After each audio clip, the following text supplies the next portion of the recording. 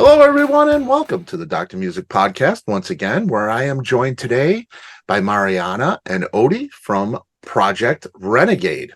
Project Renegade is a four-piece modern alternative band that infuses heavy groove with some metal and electronic and ambient elements.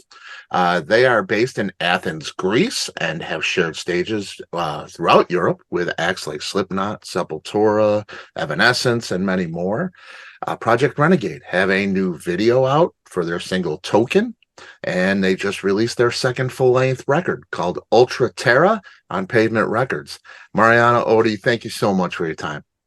Thank you for having us, Scott. Thank you for having us. Absolutely. It's a pleasure. Let's start from the beginning, because it's so different here in the States than it is anywhere else, really, with music and education with our kids and things like that. It's going away in our schools here, the art programs, music programs, things like that. Kids aren't growing up with it as much. Tell me about your upbringing, what it was like for you guys in your household. Was there a lot of music in your education? Did you have formal education? For me, I just want to say before I start about my experience that that is so ironic what we are talking about right now, because here in Greece they took off the music lesson from high school. They said that it's I don't know, it's redundant. They say it's redundant because they want to focus on more of what they consider like real lessons, like math and linguistics. Yep. So I have to say that because people need to know that music is one of the best forms of education. They create well-rounded people, by bringing people to different types of music, and music is so important, and it shouldn't be considered like a lesser subject or something like that. Absolutely. But for me, my experience was that I was really lucky because my parents enrolled me in piano lessons when I was really young. So I always had like a contact with music in one way or another. I grew up playing the piano, and then when I was like a teenager I started dabbling with bands and doing vocals here and there, and after a certain point I started taking vocal lessons.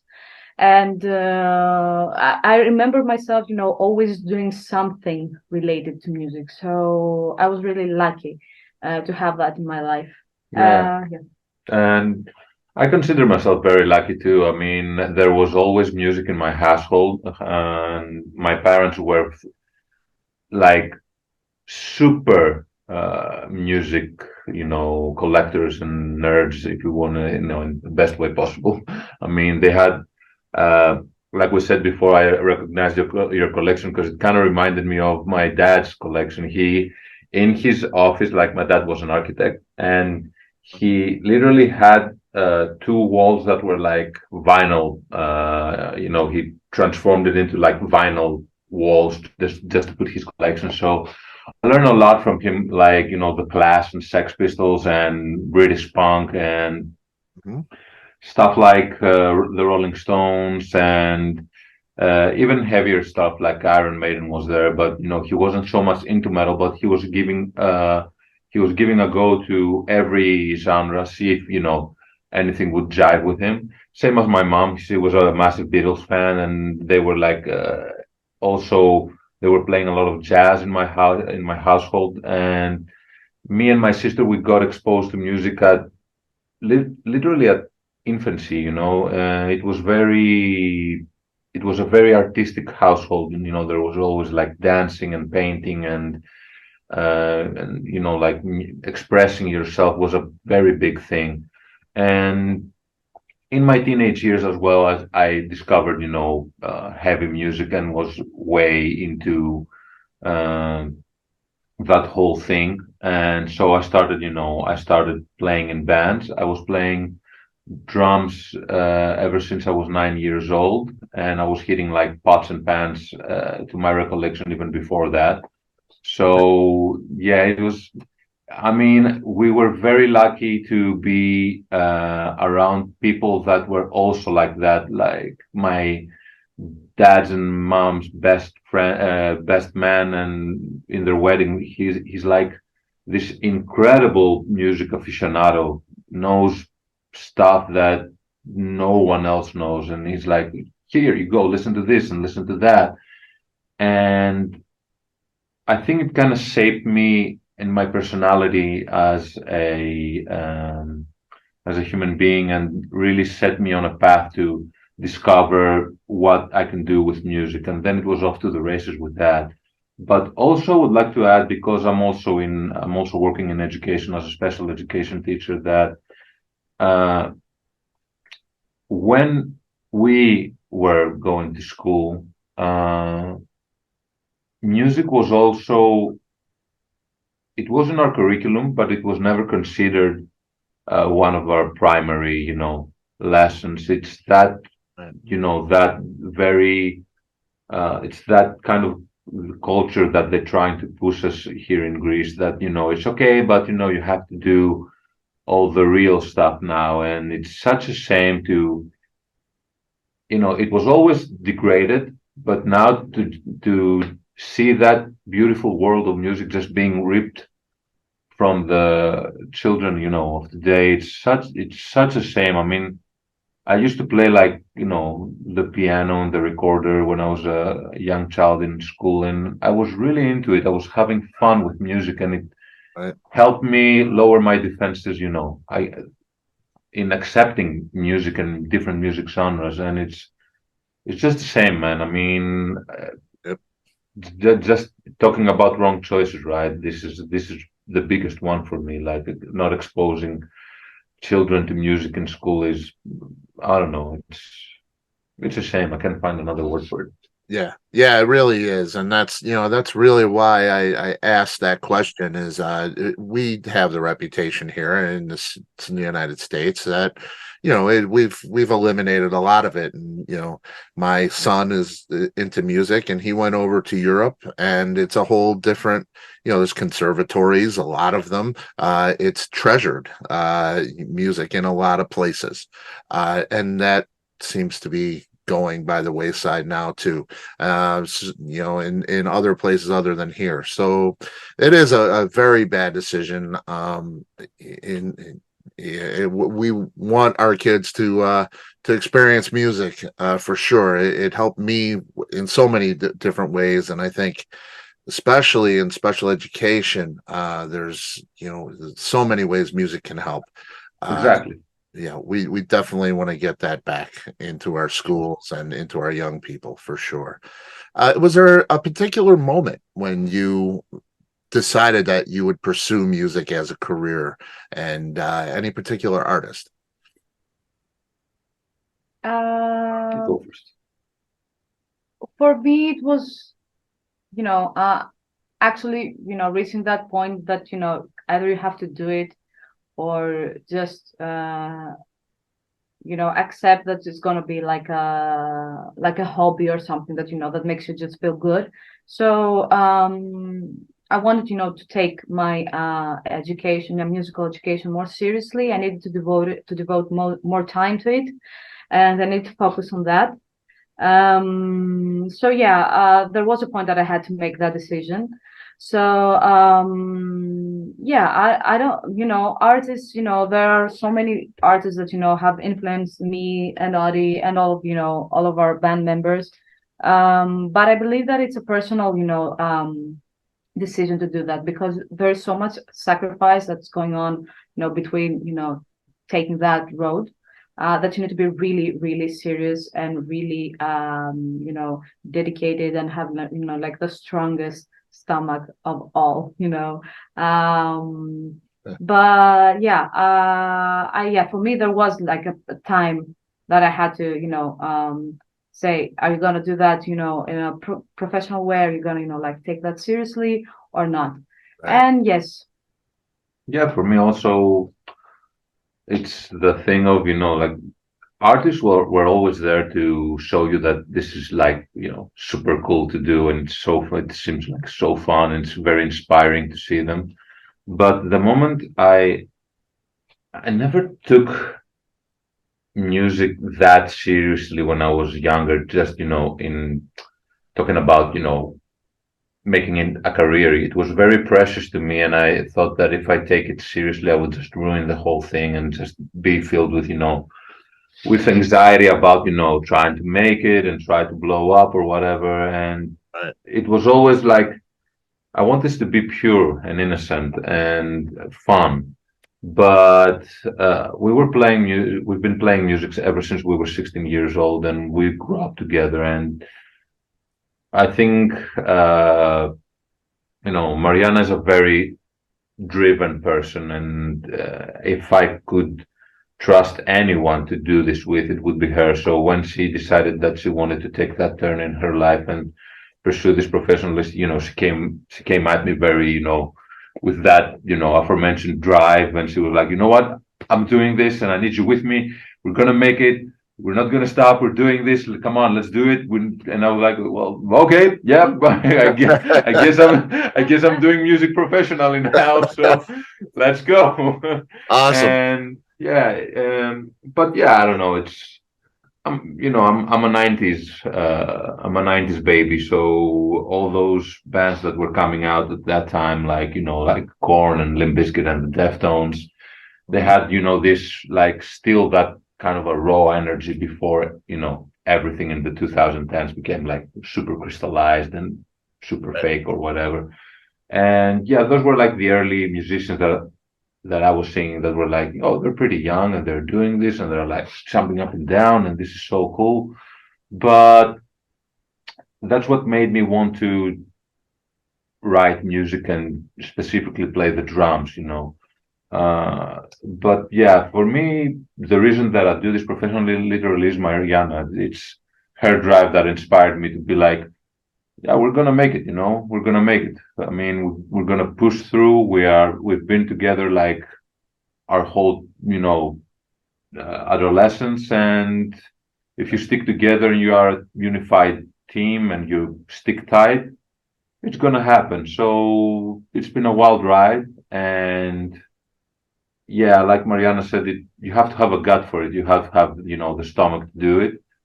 It's an industry and a business that will break you down many times and will test you. But what we say between the four of us, it's no matter how hard things get, we always have each other. So if we have each other, we can conquer all. Well, that's beautiful. That's beautiful. And thank you, Mariana. Yeah. Thank you very much. We wouldn't have this if it wasn't for you, it sounds like. So we appreciate that drive. And you're only beginning to you're well on your way. We're gonna get you there for sure. Thank you so much. I've heard and I heard there's a song that sits a little closer on this record for you. It's a song about a tragic fire had there. It's called 23. I'm just wondering about that song and about the significance of the number 23. Well, yeah, 23 lies very, very heavy in my heart. It's talking about exorcising demons, right? I mean, it's when back in 2018, there was a wildfire that spread in a place here in Athens called Mati, and it's in the general area of Attica, which is let's just say like the state that Athens is. And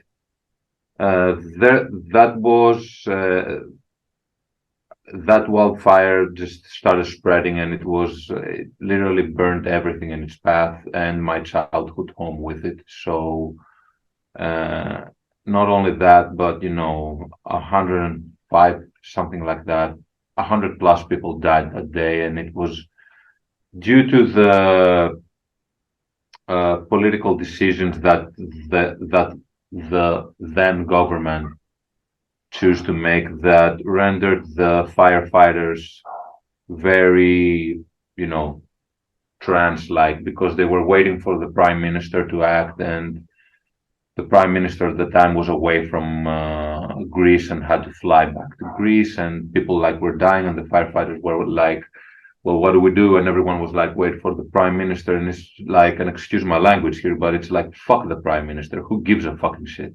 Right. We need the leader of the firefighting department to act now. People were drowning in the sea, and a lot of bodies were found with they were crashed into the rocks of the beach. And right next to Mari, there is a place called Rafina, which actually has a port. It's the second biggest port in Attica, with like boats and everything, and fishermen were coming through, and no one in the Coast Guard thought about sending those boats to come and pick people up from the sea that were swimming there, because they couldn't go anywhere because of the fire. And it's when the wildfire finally stopped, I came to visit. I knew my house burned down. Luckily, my mother left like 15 minutes before it started, and she was like, it's probably going to burn down, just tell everyone, we'll get through this together. And so the next day we visited Mati. I just remember, there were like firefighters that were pulling bodies out of burned houses, and I was just looking around through all this carnage, and I just couldn't believe what I was seeing. It was so tragic. And then, as I was walking through a road that has a very small turn that leads to my house, I just heard from the back, there were a few people that were trying to get in a very narrow space, and there was like a firefighter there that was, crawling into this place. And I just heard, do you see anything? And the first thing that I heard was, oh my God, I think it's a dead baby. And right then and there, I just shut my ears. I was like, please don't look, please don't hear anything, just shut off and just go home.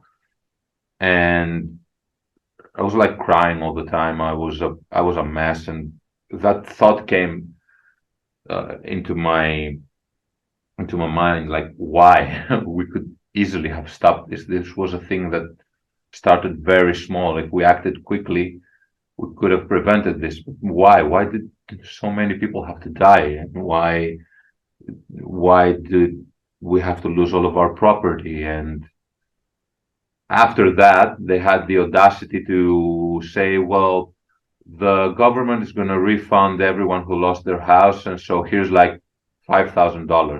It's like, motherfucker, do you think I can build my house back with $5,000? Are you fucking kidding me right now? Are you fucking kidding me right now? And excuse my French if you want to edit any of this out, it's okay. No. And then they had the extra audacity to use footage of the carnage to promote their political campaign. And they were like standing in a wall, and the projection was like into their faces, with people like burning and houses burning down or whatever, and firefighters fighting. And they were like, we learned from our mistakes and we're not going to do that again. Not to get political, because I don't want to seem like I'm supporting the now government, because even the now government is letting wildfires happen 5 years after the previous government did. I am not a political person, don't support anyone. I support the truth and the logic behind everything. And just to come full circle with that answer, the number 23 has showed up in my life a lot, kind of like that Jim Carrey movie, where it's 23 was the number in the street that I was living with, where my house got burned down. And the fire in Mati started July 23rd. And when I moved to my new house, then my new house was in a new street in the number 23. So I was like, this is like, yeah, it just shows up everywhere, and it's just telling me what to do. The song is telling me what to do, like what it needs to be said, what its name, everything. So I ran with it. I truly believe till this day that our firefighting department needs a lot of help and a lot of funding, and we are not we are willingly not funding this department because with in my estimation, I think the powers that be think that this is a fool's errand, and 5 years from 2018 up until now, we've had wildfires. The firefighters are having a hard time, and they're doing the best that they can. And these people that command this country don't seem to learn. So my answer, not my answer, I'm just going to set this question right now. When are you going to learn? It takes 5 years for you to learn. How many houses have to burn down? How many people have to die? When are you going to learn? And to me, it's a great honor to have such a vocalist that's sitting beside me. That I never told her anything about that song except that it's about that wildfire and it's about those people. Somebody has to say something, and we have that opportunity to create a song. And a song never dies. If you create art, it's there forever, especially now with the internet. Yep. So we have to say something. We have to immortalize those people. Just please do it. And the fact that she finished that song by screaming, "They're dead, they're dead," to me, that's exactly what I wanted. I wanted it to be uncomfortable. I wanted it to be powerful. I wanted it to be raw. And she did an amazing job with that. Oh, it is. Woo. Yeah, I didn't mean to get heavy on you. No. Yeah. It's how can you not? There is no bigger tragedy. The loss of life, the loss of memories and things like that. You now again 23 pops up with a powerful song. Just an amazing song on the record, and it caught my attention right away. I had to find out more about it. It's just a pinnacle for me on the record too. So special, really is. Thank you very much. It means a lot. How do you write? How do you guys write together? Is it just you two that are involved in the writing process, and you bring it to the other guys? How does that work for you? That depends on the song, but most of the times, every time, everything starts from an idea. Either that will be, like a guitar riff that Odi has written, or that our guitarist has written, or like a piano melody, or something with more electronic synths and stuff like that. Everything starts from an idea. Then most of the time we will work in smaller groups. For example, Audie likes to collaborate a lot with our guitarists, and they kind of nail down the metal part, the guitar part and the riffs and everything first, and then we come together and we write everything, the orchestration, the synths, the pianos, whatever needs to, whatever instrument each song needs. And in the end, I will take the song and write the melodies, the vocal lines above it, with the lyrics and everything. But sometimes maybe that won't even be like that. It depends on the song. Mostly though, lyrics and vocal melodies, it's Marianna. Out of the 1 EP and 2 records that we've done, I think I've only said, "Hey, try this," like 2 times.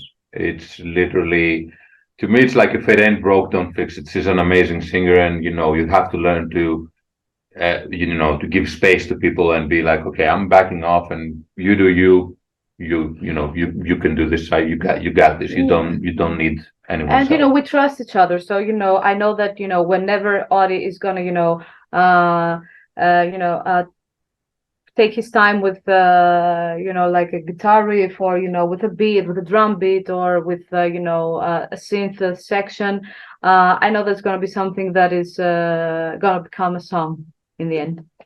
and it's such a truly unique flavor that you have to your music. I described it as modern alternative, and some electronic in there, and it's groove heavy metal. Yeah. But it's so much. It's really Project Renegade, and I can't really describe it. It's so out of the box, which is why one of the many reasons I love it so much is because it's something I really haven't heard before. It's very unusual today. We have everything out there, but this is just very different to listen to, and it's very fun, and it's an adventure, and it's serious, and it's playful as well, especially like the videos. The Fixes In is so fun to watch. I love it. It's really great. And so I had so enjoy this music. Now this sounds different from Order of the Minus. Yep. Still Project Renegade, still that same type of thing. It was a very different kind of sound you had. Now I noticed Forrester Savell comes in, mixed and mastered this new record. What did Forrester bring to the band that may not have been there previously? Oh man, I mean, Forrester is amazing. Just to begin with, this is a person that is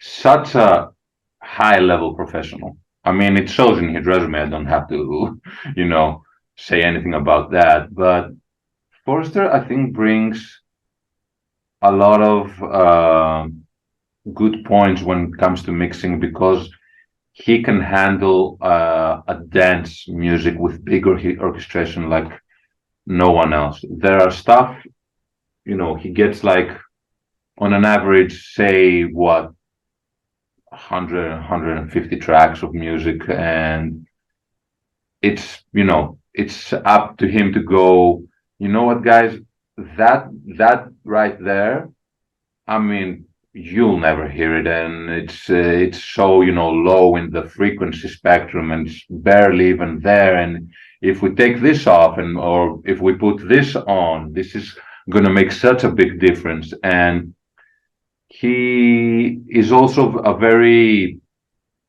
laid back and very positive person. And when you are writing music and you are in the mixing and mastering stages, which is where you treat the song like all the other people will hear it, you tend to be so invested and very on edge. And he's so I don't know, I mean, every time I see him, like, my defenses go and they just fall down because he's so cool to work with. And that he makes mixing and mastering such a fun experience, and makes you, with his mixes, he really makes you believe in the song. To me, I'm never sure about a song until I've heard Forrester mixing it. Then I'm like, oh, that is going to be fantastic, that needs a little bit of work, then everything comes clear.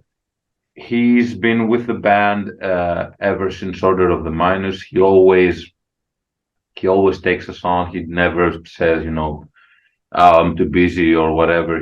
Even if he's too busy, he's like, let's schedule a date. He never, he's never blown us off or whatever. Such a gentleman, very soft spoken, very complimentary. Was very happy when we signed to a label.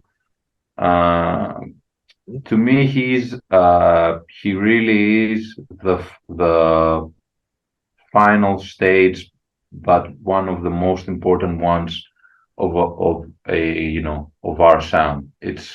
We do the best we can, and then Forrester just makes this thing sounding ginormous, which is very, very hard to do, because all of the time we're like, well, what about that little synth that I threw in there, and I'm so emotionally invested in it. And he's like, well, I'll try, man. It's really hard for it to cut out, but I'll try. And then he makes it happen, and it's like, God, man, you. And also, I think that this time around with Ultra Terra, we were more confident in our, in our opinion on what we wanted to, to listen as an outcome. mix wise from the album. And we had a better and more profound communication with him. So I believe that's why also the sound of Ultra Terra is different than Order of the Minus, because in Order of the Minus we were like really green on working with a professional producer, and we didn't know how to behave ourselves, let's say that. And we're a little bit self-conscious, what I mean, like, okay, he decided to take that project. It's a huge project for him, and can we like really be so intense around him, because we are intense people when it comes to mixing, I should say. And so this time around we were a little bit more laid back ourselves, and we expressed more of what we wanted to Yeah, in the beginning it was we were used to our mix of our EP, which was really not that good, and we were like, oh, he's made it sound awesome. That don't mess with it, don't mess with it. Well, maybe like maybe just that little vocal, maybe just 1 dB up.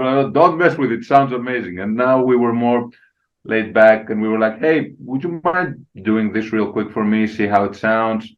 Is it jiving with you? And he just. Yeah, I don't know. It was way more fun this time around. And way more immersive as an experience, I should say. Yeah, and it's a getting used to each other, gelling, chemistry thing for sure. Mm-hmm. Yeah. Mm-hmm. Thing. Yeah, it's great. It's great. And I mentioned your videos. Token, the newest one, very cyberpunk kind of look, where is a little more Clockwork Orange, like street kind of thing. 2 completely different videos. You look like you're having a blast at making those videos. You enjoy the videos? Yeah, so fun. One of the best things to do as a band. They're so fun. The Fixes In was a very difficult video to shoot, because you see, as we're wearing like sweaters and all that heavy clothing, windbreakers and stuff. Yeah, and it was like 45 degrees, but which is like, I don't know, and Fahrenheit. I don't know. How to make the really, really, really hot. It was like in the middle of a heat wave here in Athens. So we were going through in that junkyard. Everybody was like splashing waters on themselves. It was crazy, and then we had to shoot to other locations also during that day. In the end, I do not want to know how we smelled, really. Yeah, and also Token was something totally different than anything that we've ever done before. It's the first time that that we've worked with VFX and 3D art and stuff like that. So it was the first time also that we had to make a pre-production of a video, because we needed to know exactly what we're going to do and how we're going to move, and what kind of lights we're going to need and stuff like that, in order to to be able to have the best outcome with the VFX afterwards. So there was also a preparation for the fight scenes with the katana sword for me also, which was really fun and really difficult for me, because I didn't have any combat training or weapons training before. Yeah, and people don't realize that Marianna is a very small person, so like the katana sword was up to here. It is. I mean, it is fun to watch. I mean, it's so powerful. It really is. It looks so convincing, and it's a lot of fun. Both of them are a ton of fun. It was it was the very first time we worked with visual effects, and that was very new for us, because every video before that, it was just reality. If you see something happen, it really happens. It's not. If we did something that was pretty dangerous, we didn't have any safety precautions. We were like just crazy people that went in and did it. Like our director was always like, "Are you sure you want to do that?" We were like, "Yeah, man. I mean, it's rock and roll." and it's that it was the first time we were like, okay, so imagine that there's like this big robot ninja on your right, and she went like, ha! Like I say, it's so convincing. I mean, it was like, wow, you are in the Yeah. world, man. It's crazy cool. Yeah, there was a lot of the thought process. about process, and we wanted to look like realistic as possible. So I had to learn all the moves, to how to jump and stab, how to flip the sword and just stab it on the ground, how to everything, because also the katana sword is a little bit different than than the regular swords, I think. So so the blade needs to be that way up. There were a lot of details that I needed to work on. So having the end result, and there are also a lot of cool movements that are not in the video. I need to find a way to show them to the world, because I spent so much time, learning those movements. Backstage video. Yeah, backstage video.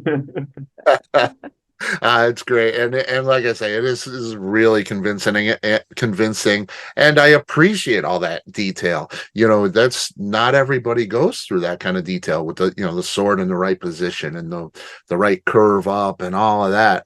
Really makes it powerful, very convincing. And one thing I noticed in the videos, Adi, you got the masks. That is a big part of the look of the band.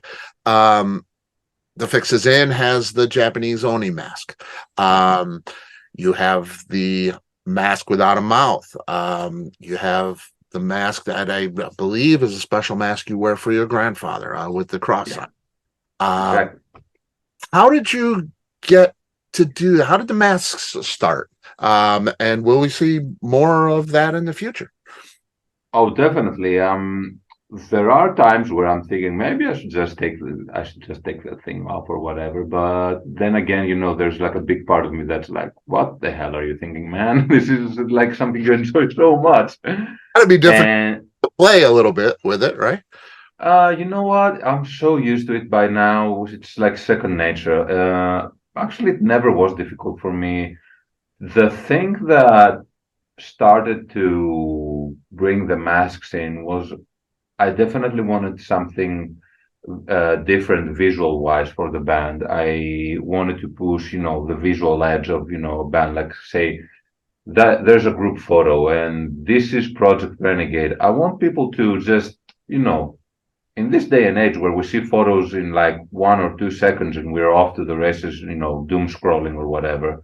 I just wanted people to spend a little bit more time with it. Like Marianna does all this crazy makeup and fixes her hair or whatever, and she wears all those elaborate, suits or whatever. And I wanted people to see this. Oh, this band looks, they look a little bit different. And look, this guy has a mask and she does her thing, and the other two are doing their thing. And so that's how it kind of started. And then we played our first show, and I thought, you know what? Yeah, I'm just gonna be consistent with it. I'm just gonna wear the mask, and literally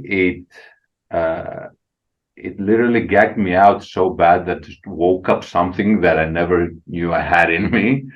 Just literally a different side of myself, and I was like, wow, this is amazing, and it's so fitting to what I want to represent with this band live. And so that whole duality of it, which is something that happens with masks, ever since ancient theater, you can see it in if you read about Japanese culture or even our culture in Greece, they used masks to help the actors portray something that they were, hiding into themselves. So that part of myself is something that is very strong-willed, very very unforgiving, and I have a very tough time coming in terms with that part of me in real life. So I was like, cage it and let it out somewhere positively. Where can you do that? In a live show like you did. So do that. It's very healthy for you. I'm a very happy man after I play a live show, and I just take that thing off, and it's filled with sweat and snot or whatever. But after that, uh, I wanted to do something more meaningful with it. Like my first mask was this gas mask that I used because I was painting when I was young, and it was just a sign of my culture, of all that thing that was going on back then, of me like skating and spray painting and just being into a very urban kind of lifestyle with my sister. Um, After that, I was thinking that I wanted to evolve with it, and then I lost my grandfather, and I was like, he was very important to me. He was like a father to me. My dad worked late hours, and I literally grew up with my grandfather until I think I've had a serious relationship with my dad, and ever since I was like 16. It was very late. Uh, and my grandfather was there, so I didn't want to let him go in a physical sense. I was like, what can I do to uh, honor him every time I'm going out there? So my grandfather was a doctor, and so I created the mask with the Red Cross, and it's a tribute to him. And I have a lot of masks that either I create, or maybe I'll buy off the internet, or maybe I'll make them myself, make them with another artist or whatever. It really depends. They're stimuli to me. I just see something or I envision something, and I'm like, I have to create that. So just to give you a quick walkthrough of what you have seen up until now. We have the Red Cross mask, as we said, and then we have the devil mask from the new Joker video, with the one with the no mouth. That is the hardest existence that I had to endure in my life. It really pushes my face and my nose back, and it's a whole different beast, in itself. I really love that it has no mouth, because it signifies that, the time for talking is over and it's time for action. And this one really represents taking everything that is negative about you and putting it into something positive, and letting that devil, be cast out and just be a humbler and happier man. It's a very, very, very hard mask to be inside, and this is why I've only worn it once, and I'm always saving it for a very special occasion. Then we have the Oni mask, which is my favorite so far, because I was reading a lot about Japanese culture. It's something that I really enjoy, and I love taking parts from other cultures and and unifying them in my looks, because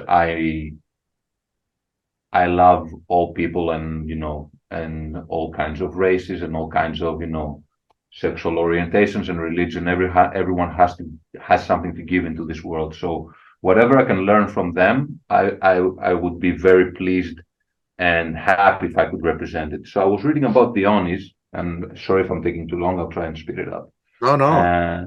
Okay, and they are a very weird part of Japanese culture, as they have had a lot of progression. But in their progression, they were also used as a symbol to protect Japanese homes. Before, they were masks in theater that were like representing, the bad and the evil and all of that. They used to hang them in their front door to protect the bad spirits from coming in. So in a way, they were very misunderstood, and they began as protectors. So I wore an Oni mask just to say that, I'll protect this band. This band is full of people that I love. These are my like I say all the time, this is my dudes and dudettes, and and they are everything to me, and this is everything to me. I literally gave away the purity and the innocence that we were talking before, just to do this professionally, and it really showed music a different face for me. So I was like, I'll do everything to protect that and protect the people Project Renegade. So if I have to, if I have to visualize this, I'll wear, a Japanese protector, and hopefully we won't have bad spirits and we'll have only high times. And I'll be probably a part of that because I'll give my effort to protect these people. And I believe after that, there's the glass masks in Blood Witch. In Blood Witch, yes. Yeah. That one with the neon lights, which is a very, it's that is a mask about, accepting hard facts. The mirror can be a very hard thing sometimes if you look at it just visually and be like, oh damn, I need to lose a little bit of weight, or that haircut won't fit me. Or even if if you see your eyes and you're like, you've made a mistake. The mirror has a lot of truth behind it. So sometimes accepting who you are, you're with the good and the bad, and dealing away with that and moving on in life, and being I am me, and this is why I am unique in this life, because I am a flawed human being, is something very powerful. And yeah, after that it was the token mask, which is more Oni but futuristic look. I wanted to take the Oni concept again and just see how can I turn this into a more futuristic, maybe like roboticize it a little bit. So I just did the whole thing like silver. There are no so many like fine curvy lines that are consistent with Japanese culture. Everything is very rectangular and very angular. And that was it has the grills in the mouth and eyes. It's a very, very, it's a very strong mask. Every time I'm putting it, I feel like very, like an essence of, strength in it. And plus it looks like it came out from, from Akira, which is one of my favorite movies. Yes, it is powerful. And that is really that whole video. It just fits it so well. And Marianna, your the outfits, the makeup, the hair, it's so great, and it's so different. Like I said, from the fixes in, this kind of, badass cheerleader kind of almost thing, to this space warrior, cyber warrior thing that you got. It's so much fun. It's so great to see. It's really an adventure with you guys. It's fun. Thank you. I like being playful with the looks and with the outfits. I think they are it's important how the visuals are going to fit in with the concept of the album, of of the photo shoot, of everything that we want to do as a band. And it's also very fun, just trying to see how it's gonna look, what different can you do this time, and what style can you that is, maybe you will think it's a little bit off the wall, how can you like adapt it a little bit and fit the whole the whole concept. It's really, really, really, really fun to do that. And I think it makes the experience even more special for us, because you get to experiment with yourself a little bit, and try different stuff that you are normally in your everyday life are not going to do.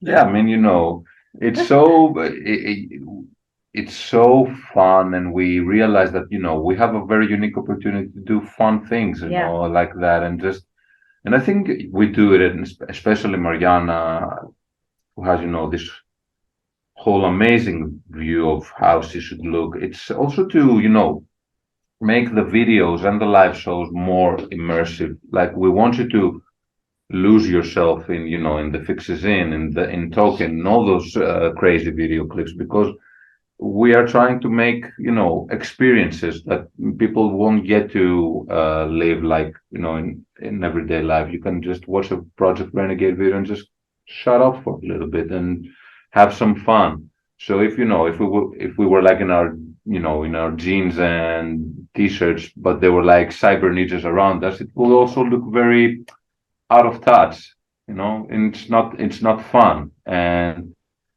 we also want to do consistent and good work, so we really put everything in it. If we have an idea, it's like the Fixes In, for instance, came about, this sounds like a very groovy and urban song, and it's really roots for us because this is who we are. Most of us, we were like in skate parks and, or in like benches on the street, and we were, discussing and having fun or whatever, and it was all outside.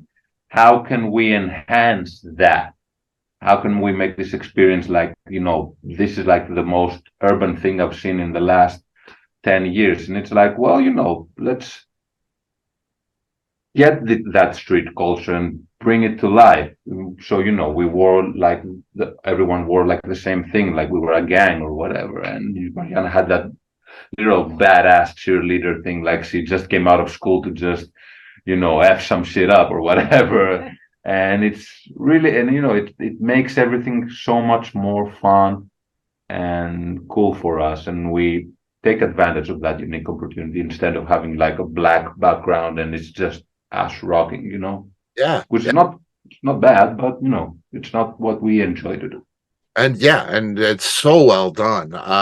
From the very beginning, especially with like the Fixes In, with the jumping in unison, and it hits so hard. That first couple seconds of the video is just wow. It's just so well done. You guys all jump and land, and the music's just pounding. It's just it's powerful.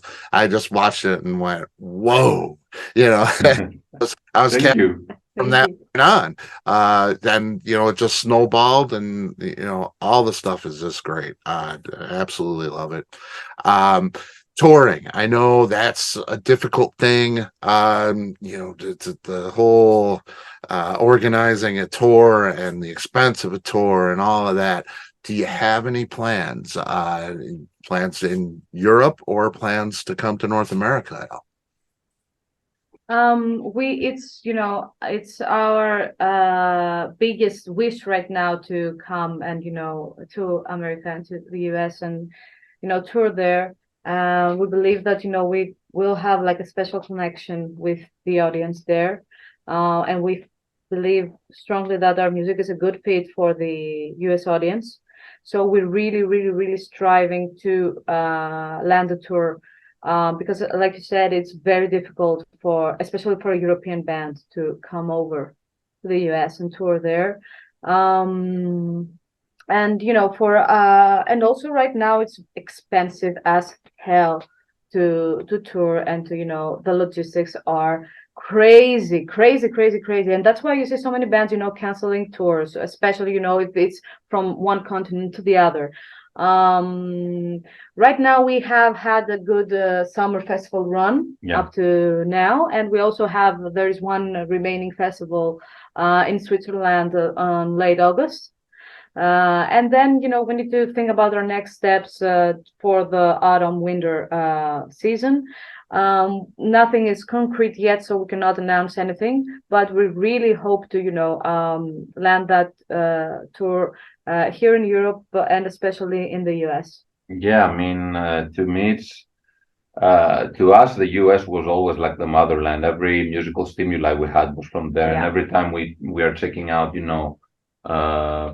smaller bands that have like videos of them playing into like 40 people, but those 40 people are literally carrying the roof of the place. It's like, man, these people they just get it, they just get it. And in Europe they are still a little bit, they are let's say people are dancing around we still love all this, epic and symphonic music that is, talks about, dragons or whatever, and super fun and all of that. And make no mistake about it, we were at Masters of Rock, and I think like a power metal band came in, and we had so much fun, but they are not very accepting of bands like us that have that sound yet, because they're like, well, they're very good, but they're not like festival fun. But I love to hear them live, so they kind of don't know what to do with bands like us in general, not just Project Renegade. So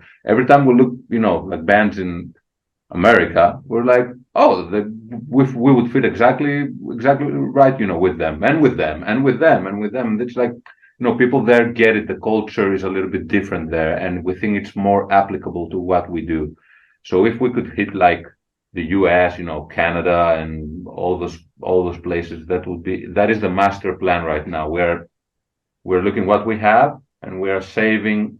If something is very immediate, we want to do it, but we also are saving, our finances on the side too for that, for that US tour.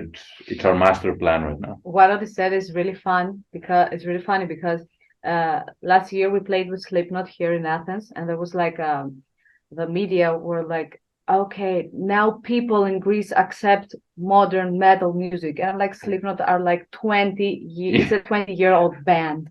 They are, of course they represent the newer style of metal, but come on guys, they started like 25 years ago. Yeah, I mean they are. You cannot explore them, you cannot find them now, them, you just we're not as accepting, I guess. I don't know, but They're definitely awesome, but can't say they're modern. I mean, we are the modern metal scene that we are part of is a little bit, I think it's emerging right now. There is like a following behind it, but like Odi said, they do not know how to fit us exactly in a lineup yet. So for example, if we're gonna play with Slipknot or Evanescence, but in the next show we're gonna play with I don't know, with Manowar or whatever other band is it's gonna attract a lot of people in the live show, so they don't know exactly what to do with us right now. yeah, and sometimes you are it's a hit or miss because there is a band that there is a crowd that will say is more accepting, and sometimes they will appreciate what they're seeing, but they understand that it's not their type of metal genre. So also they haven't gotten around, and I don't mean this in a knock, by any stretch, but they really haven't gotten around getting out of the mindset of I'm seeing a band with a female singer. Oh, they have to be symphonic metal. Yeah. Right. Like it. Yeah, Nightwish, I think, kind of set that. Yeah. That's it's I mean, we really deal with that when we're talking, with promoters and managers or whatever. It's always that, hey, this band, it is coming in, and you would really fit, and it's like, well, we fit only because we both have front women. And it's like my Marianna does such a unique thing to me. It's like she has a lot of depth in her vocal skills, and she hasn't shown even, to me, like even one quarter of it. And you counter propose something, or in 3 months you have that band, and we would fit much better if you take into account what we do. But they're like, they're like screaming with breakdowns or whatever. It's like, well, we get screaming and breakdowns. I mean, right. Yeah, and it's like, I think here we tend to blend a lot of things. Like, you have the Lollapalooza festival where it's many different kinds of music. We're not really afraid to do that. There's a lot of times where I'll go see somebody who's really hardcore metal, and there's a traditional rock band, 70s style blues rock band, classic rock kind of thing opening, and it's appreciated. The crowd can accept that, and there is a little more acceptance maybe for a variety. So yeah, I think like you say, I see this band fitting really well into just about any lineup.